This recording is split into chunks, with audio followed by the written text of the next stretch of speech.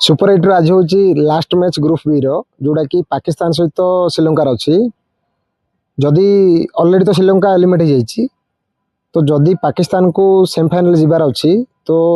Chasing रे 13.1 over chase करार पाकिस्तान को अदरवाइज 64 रन जितबार अच्छी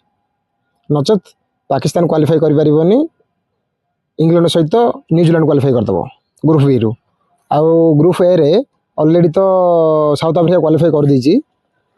इंडिया क्वालिफाई करार अच्छे मैंने किसी माने रन रेट किसी दरकार नहीं इंडिया निज हाथ में ही अच्छी जदि इंडिया खुद मैच जितुची वेस्टइंडीज सहित काली अच्छी जोटा कि 1 तारिख अच्छी वेस्टइंडीज वर्सेस इंडिया से जी जितुची से सेमीफाइनल जाऊँगी माने क्वार्टर फाइनल मैच काली इंडिया वर्सेस वेस्टइंडीज रो तो जदि जी जितुची से डायरेक्ट सेमीफाइनल पड़ो तो ग्रुप ए रु साउथ आफ्रिका सहित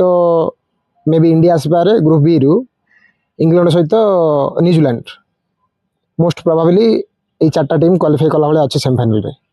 देखा जाओ कौन होची।